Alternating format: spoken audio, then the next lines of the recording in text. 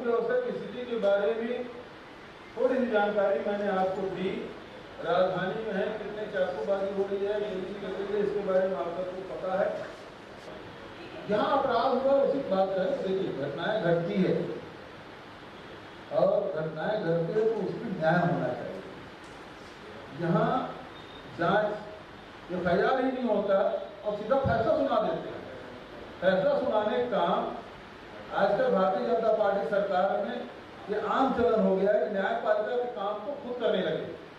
देखिए, आज हिंदुस्तान में से सर्वाधिक अपराध की घटनाएं छत्तीसगढ़ प्रदेश में हो रही है। चाहे लूट के हो, डकैती के हैं, चोरी के हैं, हत्या के हैं, बलात्कार के हैं, सामूहिक बलात्कार के, ये तमाम सारा घटना रोज हम लोग मीडिया के माध्यम से देखते हैं। टेलीविजन और समाचार पत्रों में पूरा इस तरह की घटनाओं से पूरा प्रदेश जो है आज भरा हुआ है। रोज कोई न कोई बड़ी बड़ी घटनाएं हो रही है और उस पर भी भारतीय जनता पार्टी के लोग इसको विष्णुदेव का सुशासन बोलने से नहीं चूक रहे हैं।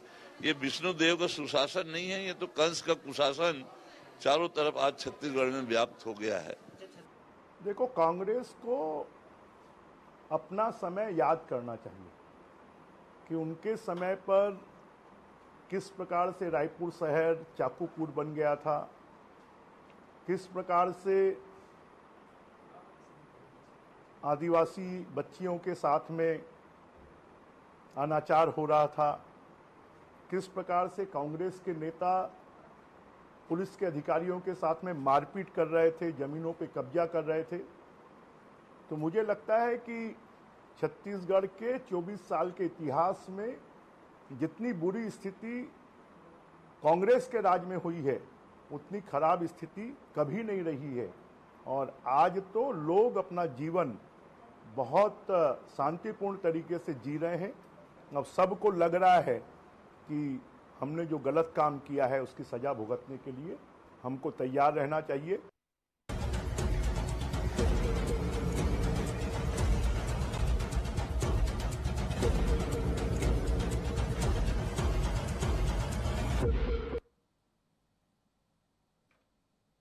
नमस्कार, मैं हूं मोहन तिवारी। आज के मुद्दे में आपका स्वागत है और आज का मुद्दा हमारा आधारित है छत्तीसगढ़ में कानून व्यवस्था की स्थिति इस समय बन गई है एक अहम राजनीतिक मुद्दा, क्योंकि विपक्ष इसे लगातार तूल दे रहा है। हमने मानसून सत्र में भी देखा कि ये एक अहम मुद्दा था जो कि आज भी उसी तरीके से विपक्ष के हाथ का एक बड़ा झंडा बना है, जिसे हर बार लेकर विपक्ष सड़कों पर उतर आता है। इस बार कांग्रेस के कुछ नेता ही कानून व्यवस्था की स्थितियों में फंसे हुए हैं, लेकिन इन सब के बजाय कांग्रेस ने उंगलियां उठा दी है सरकार पर। ऐसे में सरकार कैसे जवाब देगी? क्या कानून व्यवस्था की स्थितियां सचमुच में खराब है? कानून व्यवस्था की स्थिति को मुद्दा आखिर क्यों बनाया जा रहा है, इसकी पड़ताल आज हम इस पूरी डिबेट के जरिए करने की कोशिश करेंगे। तो पहले मिल लेते हैं उन मेहमानों से जो इस चर्चा में हमारे साथ रहेंगे। हम बहुत स्वागत करेंगे हमारे साथ इस पूरे प्रकरण में राजनीतिक नजरिया और जो घटनाक्रम है उसकी सच्चाई सामने रखेंगे वरिष्ठ पत्रकार नागेंद्र वर्मा जी, बहुत स्वागत है आपका। बीजेपी का पक्ष रखने के लिए हमारे साथ हैं आलोक सोनी जी, बहुत स्वागत करेंगे आपका। और इस पूरे प्रकरण में कांग्रेस का पक्ष रखने के लिए हमारे साथ जुड़े हुए हैं रुपेश दुबे जी, बहुत स्वागत है आपका। तो जैसे कि हमने बयानों के जरिए बताने की कोशिश की कि कुछ घटनाएं हुई हैं जिन्हें विपक्ष मुद्दा बना रहा है। इसके पहले सड़कों पे प्रदर्शन हुआ था, लेकिन क्या ये मुद्दा बनाने जैसी चीजें हैं? अपराध होने के बाद अपराधियों को पकड़ा जरूर जा रहा है, लेकिन अपराध जो गठित हो रहा है वो कहीं ना कहीं सवाल खड़े करता है। पहले चलते हैं कांग्रेस के पास और उनसे जानने की कोशिश करते हैं कि कांग्रेस को क्यों लगता है कि अपराध बढ़े हैं। रुपेश जी। मोहन जी नमस्कार, नगेंद्र जी नमस्कार, आलोक भाई नमस्कार जी। मोहन जी, कांग्रेस को नहीं लगता, छत्तीसगढ़ की पूरी जनता को लग रही है कि जब से भाजपा की सरकार आई है एक संगठित अपराध गढ़ छत्तीसगढ़ बन गया है। इनके 15 वर्षीय कार्यकाल को देखेंगे, उस समय छत्तीसगढ़ जो अपराध के गढ़ में देश में 8वें नंबर पे था। कांग्रेस के सरकार के चलते, कांग्रेस की सरकार की नीतियों के कारण 6वें नंबर पर कांग्रेस छत्तीसगढ़ राज्य अपराध के श्रेणी में रहा। लगातार अपराध में कटौती हुई। आज की परिस्थिति में बात करेंगे तो देखेंगे रायपुर में सहित चार घटनाएं गोलीबारी की हो गई, 600 घटनाएं हत्याएं की हो जाती हैं, 3094 घटनाएं छेड़छाड़ की हो जाती हैं, 251 अपराध जो अपहरण के हो जाते हैं, 700 हत्या के प्रयास। माने इतने अपराध 8 माह में हो गए हैं। उसके बाद भी छत्तीसगढ़ को अपराध का गढ़ यदि कांग्रेस कह रही है, कानून व्यवस्था पर कांग्रेस प्रश्न उठा रही है, तो निरपराध हमारे कांग्रेस के कार्यकर्ता पदाधिकारी हैं, उन पर जिस प्रकार से दुर्ग में पुलिस ने बर्बरता की, पूरे देश की जनता देख रही है। सभी चैनलों में दिखा है कि अकारण पुलिस सुनियोजित साजिश के चलते पहले से ही वो मानसिकता बनाकर रखे थे। इस प्रकार की घटनाएं उन्होंने की। और देखिए, सबसे महत्वपूर्ण बात यह है मोहन जी कि जब से भाजपा की सरकार 8 माह छत्तीसगढ़ में है, मवेशियों के तस्कर की घटनाएं हो रही हैं, प्रशासनिक तंत्र के लोग रेत के अवैध उत्खनन में तो लिप्त है ही हैं। अवैध उत्खनन परिवहन के मामले में 800 हाईवा को भी अकारण बेच देते हैं। और इनके गृह मंत्री, हम सबके गृह मंत्री अमित शाह जी छत्तीसगढ़ में आकर के गांजा की जिस प्रकार से खरीदी बिक्री हो रही है, तस्करी हो रही है, उस पे भी उन्होंने चिंता व्यक्त की। ये छत्तीसगढ़ में भाजपा सरकार की असफलता, कानून व्यवस्था की लचरता और बदहाल कानून व्यवस्था और दूरदर्शी सरकार का सकारात्मक स्पष्ट प्रमाण है। उसके बाद भी भाजपा, और सबसे दुर्भाग्यजनक बात यह है कि इस प्रदेश में Z+ प्राप्त व्यक्ति भी सुरक्षा के घेरे को कतिपय लोग तोड़ देते हैं। जब Z+ व्यक्ति को सुरक्षा में सेंधमारी हो सकती है, तो आम जनता की सुरक्षा पर क्या होगा, ये यक्ष प्रश्न है। और उस Z+ व्यक्ति के हमारे पूर्व मुख्यमंत्री भूपेश बघेल जी हैं, व्यक्तिगत रूप से नाम लेकर के बताना चाह रहे हैं, उनके सुरक्षा कर्मियों के साथ जो वो ड्यूटी में थे, उनके साथ हाथापाई करना, गाली गलौज करना और उनके कार्य में बाधा उत्पन्न कराने के बाद पुलिस के द्वारा मुचलके के धारा अपराध दर्ज करके उनको मुचलका पर छोड़ा है। ये छत्तीसगढ़ के बदहाल कानून व्यवस्था को शर्मसार करने वाली घटना है। और उसमें तो सीधे उसमें तो शासकीय कार्य में बाधा का भी अपराध दर्ज होना था, लेकिन छत्तीसगढ़ में भाजपा की सरकार सिर्फ और सिर्फ आतंक का पर्याय बन गई है, कानून व्यवस्था को भ्रष्टतम से भ्रष्टतम मार्ग पर ले जा रही है। ठीक है, हम आपसे आगे ये भी जानेंगे कि भाई कांग्रेस के नेता टारगेट में आ गए हैं, इसलिए इसे मुद्दा बनाया जा रहा है या कोई और वजह है। पहले बीजेपी का पक्ष जान लेते हैं। सोनी जी, देखिए, कई तरीके के अपराधों को गिनाया जा रहा है, हर छोटे से लेके बड़े अपराध तक के लिए जिम्मेदार ठहराया जा रहा है। इस तरीके की स्थितियों से एक तरीके से डेंट करने की कोशिश है सरकार की छवि को, जो कि वो एक स्लोगन लेके चल रही है सुशासन, उसे डैमेज करने के लिए विपक्ष लगातार ये बयान दे रहा है। आज भी प्रेस कॉन्फ्रेंस कांग्रेस ने की है। मोहन जी, 15 वर्ष भारतीय जनता पार्टी का शासन था और शानदार शासन था, सुशासन था। 5 वर्ष कुशासन आया कांग्रेस का और उसे छत्तीसगढ़ की जनता ने समझा और उसे उखाड़ फेंका और वापस से भारतीय जनता पार्टी को आज सत्ता दी है। और केवल यही बात जो है वो कांग्रेस को चुभ रही है कि केवल हमें छत्तीसगढ़ की जनता ने 5 वर्ष का ही समय दिया, लेकिन उसमें इनकी ही गलती है। 5 वर्ष के समय में आपने क्या किया? आप आज कानूनी व्यवस्था की बात करते हैं और अपराधियों की बात करते हैं, तो वो अपराधी जो पकड़े जा रहे हैं वो आज के आपकी सत्ता, आपकी कांग्रेस से बिलोंग करते हैं। आज देवेंद्र यादव की गिरफ्तारी हुई, बलौदाबाजार जैसे गंभीर घटनाक्रम के पीछे में उनकी गिरफ्तारी हुई और उन्हें वापस से रिमांड आगे बढ़ाई गई है। तो कहीं ना कहीं कांग्रेसियों की हताशा है। उन्हें लग रहा है कि लगातार जो उन्होंने छत्तीसगढ़ को एक अपराधगढ़ बना दिया था, वो अपराधगढ़ में जो अपराधी थे वो भी सत्ता से बिलोंग करने वाले उनके ही कार्यकर्ता, उनके ही पार्टी के व्यक्ति थे। और आज उनकी गिरफ्तारियां हो रही तो उन्हें इस बात का टीस हो रहा है, उन्हें इस बात का दर्द हो रहा है कि जो कानूनी व्यवस्था है उसे वापस बहाल किया जा रहा है छत्तीसगढ़ में। और वो कहीं ना कहीं वो दुख दर्द तो छलकेगा, वो दुख दर्द जो है वो नजर आ रहा है, उनके मुखिया के सामने भी नजर आ रहा है। और वो एक मुखिया है, Z+ सिक्योरिटी है, उन्हें अपनी भी शालीनता वहां पे रखनी चाहिए। धरना प्रदर्शन के दौरान में हमने तो देखा है उन्होंने उनकी कानूनी व्यवस्था कैसी थी। वो तो जब सीएम थे उन्हें तो उस वक्त में धरना प्रदर्शन सीएम रहते भी वो कर रहे थे। जबकि अगर नैतिकता की बात करें या प्रोटोकॉल की बात करें तो उन्हें किसी प्रकार के धरना प्रदर्शन में उस समय पे शामिल नहीं होना चाहिए था। तो कानूनी व्यवस्था तो कभी भी भूपेश बघेल जी के लिए कभी भी कानूनी व्यवस्था जो रही है वो उनके खुद की व्यवस्था ही एक कानून व्यवस्था को उन्होंने माना है, उन्होंने किसी कानून को तो माना ही नहीं। और आज वो कानून व्यवस्था पे छत्तीसगढ़ शासन के सवाल उठा रहे हैं। ये किस तरह का, पहले ये तो जवाब दे दे कि क्यों देवेंद्र यादव जी की संलिप्तता है, क्यों कांग्रेस के नेताओं की संलिप्तता है, क्यों कांग्रेस के नेता किसी भी अपराध में पकड़े जा रहे हैं। तो ये कहीं ना कहीं एक झुंझलाहट है, कहीं ना कहीं एक दर्द, एक टीस है कि 5 साल लूट खसोट करने के बाद में वापस से भारतीय जनता पार्टी की सरकार बनी है और इस वक्त जो है वो कोशिश कर रहे हैं कैसे अशांति फैलाई जाए, किस तरह से जो ये शांत का टापू है छत्तीसगढ़ उसे अशांत किया जाए और सरकार को डिस्टर्ब किया जाए। यही चल रहा है, यही प्रयास है कांग्रेस शासन का। और इसमें कहीं पर भी लेकिन सफलता नहीं मिलेगी, क्योंकि भारतीय जनता पार्टी सुशासन से काम कर रही है, अपराधियों पर रोक लगा रही है। और देखिए अपराध हो रहे हैं, पकड़े भी जा रहे हैं, लगातार अपराधियों के धरपकड़ चालू है। ऐसा नहीं है कि अपराधी अपराध करके खुलेआम घूम रहे हैं। ये शासन, ये कांग्रेस का शासन नहीं है। जब पत्रकारों पर भी डंडे चल जाते थे भाई, वो भी एक समय देखा है। ठीक है, चलिए शासन, दोनों शासन की स्थितियों की तुलना की जा रही है और बीजेपी ये फिलहाल मानने के लिए तैयार नहीं कि कोई स्थितियां ऐसी हैं जिससे कि कानून व्यवस्था को सवालों के घेरे पे खड़ा किया जाए। तो ये कांग्रेस और भाजपा दोनों का पक्ष हमने सुना। अब चलते हैं हमारे वरिष्ठ पत्रकार नागेंद्र वर्मा जी के पास। वर्मा जी, क्या लग रहा है, अचानक अभी सरकार को 8 महीने हुए हैं लेकिन कानून व्यवस्था पर बार बार प्रदर्शन, बार बार सड़कों पे कांग्रेस उतर रही है, क्या वजह देखते हैं? क्या इसकी कोई राजनीतिक वजह है, मुद्दों की तलाश में इसे आसान मुद्दा बनाकर पेश किया जा रहा है, या फिर कुछ और वजह दिखती है आपको?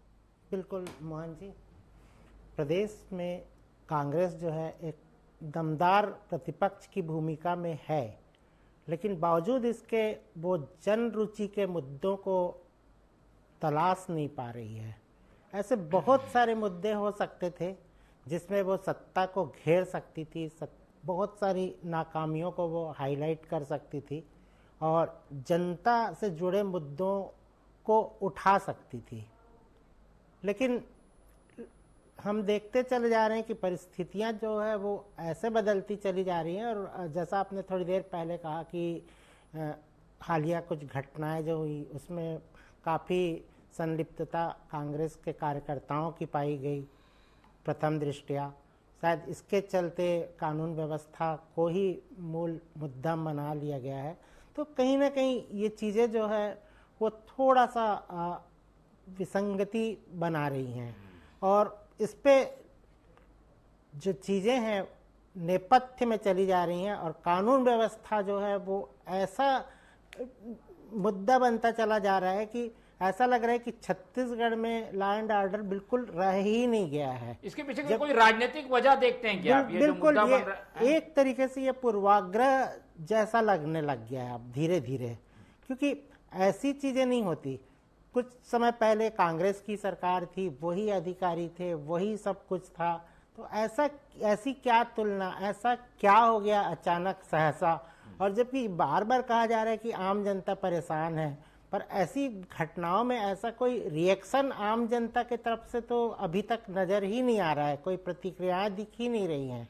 नहीं तो स्वयमेव जनता भी जो है इन मुद्दों में स्वर बुलंद करती, तो कहीं ना कहीं मुझे लगता है कि इसको लेके कांग्रेस को सतर्क रहना चाहिए और उचित मुद्दे पे सत्ता को घेरने का प्रयास करना चाहिए, क्योंकि अगर वो इस तरीके के मुद्दों को ही लगातार भारती रही तो वो खुद ही दायरे में आती है, घेरे में आती है और खुद सारी उंगलियां जो है उन्हीं की तरफ उठती है। ठीक है, कहीं ना कहीं इसमें ये एंगल भी है कि जब सरकार शिकंजा कस रही है कुछ कांग्रेस नेताओं के ऊपर, तो उंगलियां सरकार पर उठा दी जा रही। दुबे जी के ओर चलते हैं। दुबे जी, क्या ये भी एक वजह है, आपके अपने नेता जेल में हैं, आपके अपने नेता की सुरक्षा पे सेंधमारी हो गई, इसलिए इस पूरे मुद्दे को जनता का मुद्दा बना दिया जा रहा है, जबकि ऐसा है नहीं? मोहन जी, छत्तीसगढ़ में भाजपा की सरकार ने जिस प्रकार से नागेंद्र जी ने कहा कि पूर्वाग्रह से ग्रसित कार्यवाही, निश्चित रूप से आप देखेंगे भिलाई में जो लाठीचार्ज की घटना हुई उसके वीडियो को, यदि फुटेज को ही देख लिया जाए तो पुलिस प्रशासन सीधे तौर पर हमारे कांग्रेस के कार्यकर्ता पदाधिकारी जो नारेबाजी कर रहे थे उन पर लाठियां बरसाई। ये भाजपा सरकार की पूर्वाग्रह से आदेशित कार्य का परिणाम रहा है।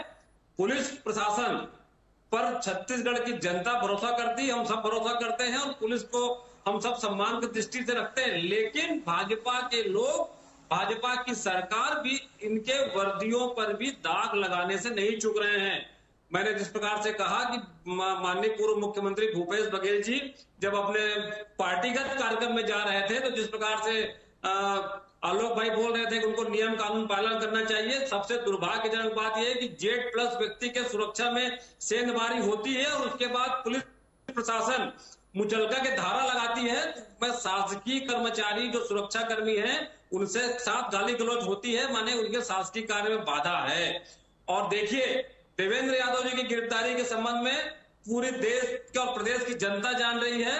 एक तरफ पुलिस प्रशासन नोटिस जारी करती है 6 तारीख को उपस्थित होने के लिए, साक्ष्य के संबंध में नोटिस देती है और सुबह 5 बजे जा करके एक अपने आतंक का पर्याय बनने के लिए वहां पर माहौल खराब होता है, कार्यकर्ता रोष में आते हैं। प्रदेश कांग्रेस कमेटी के अध्यक्ष दीपक बैज जी परिवार के मुखिया होने के नाते वहां जाकर के माहौल शांत करते हैं और कानून के साथ विधि सम्मत बात करते हैं। जिस प्रकार से डीपीएससी घटना के बारे में आज हमारे पूर्व मुख्यमंत्री जी ने कहा, बच्चियों के साथ अनाचार हो रहे हैं, उस मामले को जब दबाया जा रहा है तो आप सोच लीजिए कि अपराध को दबाने के लिए, जो अपराधियों को संरक्षित करने के लिए छत्तीसगढ़ की सरकार किस हद तक जा रही है, ये चिंतनीय प्रश्न है। ऐसी स्थिति में कांग्रेस, चूंकि कानून व्यवस्था से समाज में शांति होती है और अपराधियों पर अंकुश लगता है, जब कानून व्यवस्था ध्वस्त हो गई है, अब अपराधी खुलेआम घूम रहे हैं, भाजपा सरकार का संरक्षण प्राप्त है, ऐसी स्थिति में कांग्रेस का प्रथम दायित्व बनता है कि प्रदेश की कानून व्यवस्था बदहाल ना हो, कानून व्यवस्था समुचित रहे। इसके लिए जन आंदोलन छेड़ करके काम कर रही है, लेकिन वहां भी भाजपा के लोग अपने आतंकी सरकार के रूप प्रमाणित करने के लिए आलोक जी, सरकार का इकबाल जो है वो प्रशासन से, पुलिस व्यवस्था से हमेशा झलकता है। अब घटनाएं होती हैं तो तुरंत अपराधी को पकड़ लिया जाए, इसकी जरूरत महसूस की जाती है, लेकिन ऐसा हो नहीं पाता तो सवाल उठते हैं। विपक्ष अपना काम कर रहा है, इसमें गलत क्या है? नहीं, विपक्ष बिल्कुल अपना काम करे, हमें इसमें कोई आपत्ति नहीं है, क्योंकि कांग्रेस को तो छत्तीसगढ़ की जनता ने विपक्ष के इसलिए बैठाया है। लेकिन विपक्ष का जो सच्चा काम है विपक्ष वो करे तो हमें कोई आपत्ति नहीं है। अभी मुझे जो ऐसा लगता है कि अभी रुपेश जी बोल रहे थे कि देवेंद्र यादव जी को नोटिस दिया गया, दूसरे दिन, अरे ऐसा नहीं है। तमाम समाचार पत्रों के माध्यम से सभी पूरी बड़ी तकलीफ की बात ये आलोक जी, ईडी की कार्रवाई हो, ईओडब्ल्यू कार्रवाई हो तो भाजपा के लोग उनके प्रवक्ता बनकर के बात करते हैं। उसी प्रकार छत्तीसगढ़ पुलिस के प्रवक्ता के बारे में बात कर रहे हैं। सुन लीजिए, पहले उनका जवाब आ लीजिए, जवाब आ जाए, दूंगा मौका दूंगा। किस परिप्रेक्ष्य में दिनांक 16 तारीख को उपस्थित होने को दी गई थी, उसके बाद बात करिएगा। 22 जुलाई को देवेंद्र यादव जी ने खाते में बाकायदा बयान दर्ज कराया था। अरे किस कानून की बात करोगे आप? धारा 398 भारतीय न्याय संहिता के अंतर्गत जो साक्षियों को सुरक्षा देने का कानून है, आज तक छत्तीसगढ़ आप आलोक जी जल्दी अपनी बात पूरी करिए, फिर सवाल लूंगा। मैं यही कहना चाहता हूँ कि जो देवेंद्र यादव की गिरफ्तारी हुई है उनको नोटिस दिया गया था अपना पक्ष रखने के लिए, लेकिन वो आए नहीं। उसके बाद भूपेश बघेल जी के जो वर्चस्व की लड़ाई है, पूछे जहां पर लगता है कांग्रेस में भूपेश बघेल जी की अपने वर्चस्व की लड़ाई है,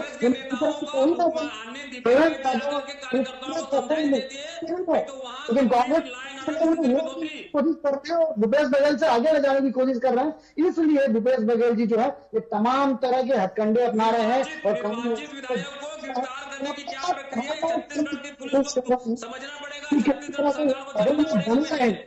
और मेन मुख्य मुद्दा जो है मुझे नजर आता है मोहन जी कि ये वर्चस्व लड़ाई चल रही है, कांग्रेस की अंदरूनी लड़ाई है, उस लड़ाई का जो मुखड़ा है ना वो भाजपा के निकम्मेपन को, चलिए कांग्रेस मजबूती से विपक्ष की भूमिका निर्माण कर रही है।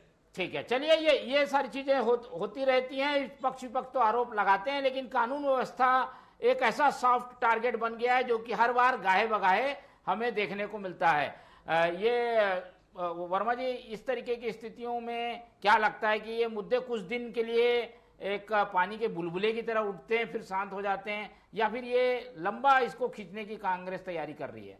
देखिए, अगर मुद्दों में जीवंतता है, उसमें सच्चाई है, तथ्यात्मक है, तो फिर मुद्दे लंबे समय तक चल सकते हैं। लेकिन अगर उसको एक राजनीतिक इस्तेमाल हो रहा है इन मुद्दों का, तो फिर वो बहुत ज़्यादा लंबे समय तक नहीं चलता। चिंता की बात यह है कि प्रदेश में कानून व्यवस्था अच्छी बनी रहे, पुलिस का मनोबल बना रहे, प्रदेश में आम जनता के हितों का संरक्षण हो, बेहतर पुलिसिंग हो, इसके लिए चिंता सत्ता और प्रतिपक्ष दोनों को करना चाहिए, क्योंकि सिस्टम तो वही है। बारी बारी से राजनीतिक दल अपने अपने समय में सत्ता संभालते हैं, तो आप उस सिस्टम का मनोबल मत गिराइए। आज आप हैं, कल वो रहेंगे, कल वो रहे, आज आप होंगे, तो स्वाभाविक रूप से चीजें जो बदलती हैं, ठीक है, इसका असर दिखता है। आम जनता भी प्रबुद्ध है, सब चीजों को समझती है।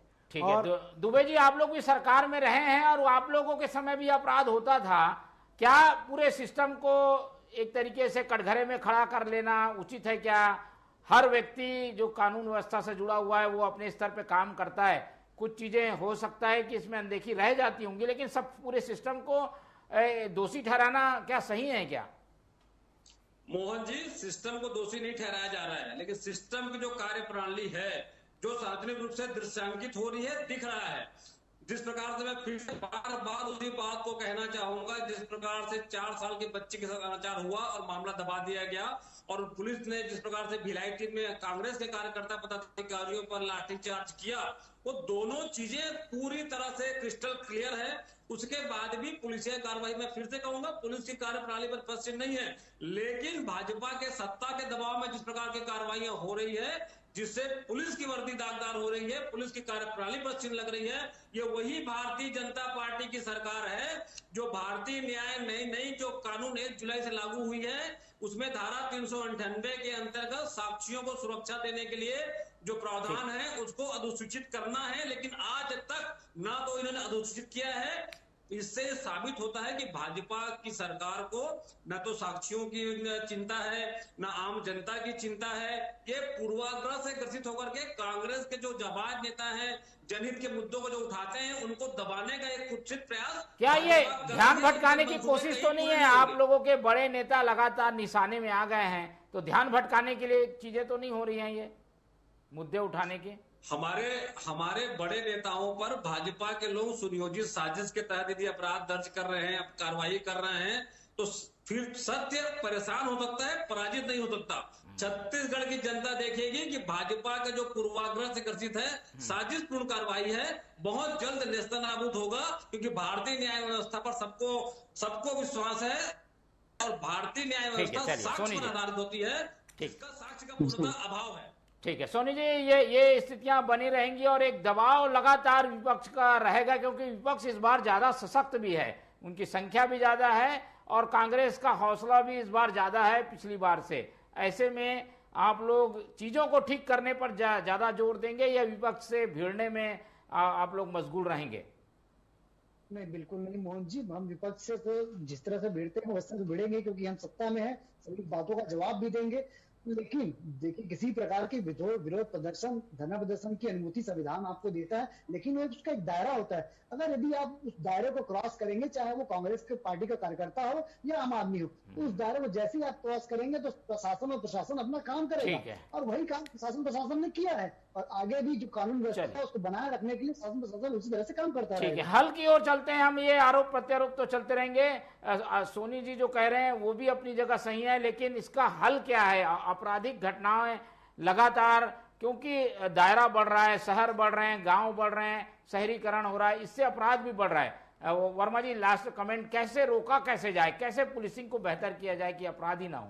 देखिए, पुलिसिंग अपना काम कर रही है, बेहतर कर रही है, साथ में इसमें एक सामाजिक जो जिम्मेदारी है, समाज का भी इसमें सहयोग चाहिए, और राजनीतिक दलों को भी इसमें सचेत होना चाहिए, ताकि बेहतर छत्तीसगढ़ बन सके, शांत छत्तीसगढ़ बन सके, और इस तरीके की चीजें ना उभर के आए कि हर चीज में राजनीति ही हो रही है। ये इससे बचने का प्रयास होना चाहिए। ठीक है, हर चीज में राजनीति नहीं होनी चाहिए और सभी पक्षों को अपना काम सही ढंग से करना होगा। पक्ष भी अगर सही ढंग से मॉनिटरिंग करे, पुलिस महकमा भी बेहतर काम करे और विपक्ष भी अपनी सजग भूमिका निभाए, तो चीजें सुधर सकती हैं। फिलहाल कानून व्यवस्था को लेकर एक मुद्दा बनाने की जरूर कोशिश की गई है, जिसके पॉलिटिकल इंपैक्ट हमें आने वाले दिनों में दिखते रहेंगे। इस चर्चा को आज यहीं खत्म करते हैं। हमारे साथ नागेंद्र वर्मा जी जुड़े, उनका बहुत धन्यवाद। रूपेश दुबे जी हमारे साथ थे, उनका बहुत धन्यवाद। आलोक सोनी जी ने समय दिया, उनका बहुत बहुत धन्यवाद। तो तीनों मेहमानों का धन्यवाद करते हुए आज की चर्चा यहीं खत्म करते हैं और आप लोग से रखते हैं उम्मीद कि आप लोग देखते रहेंगे TV24। रखिए अपना बहुत ख्याल। नमस्कार।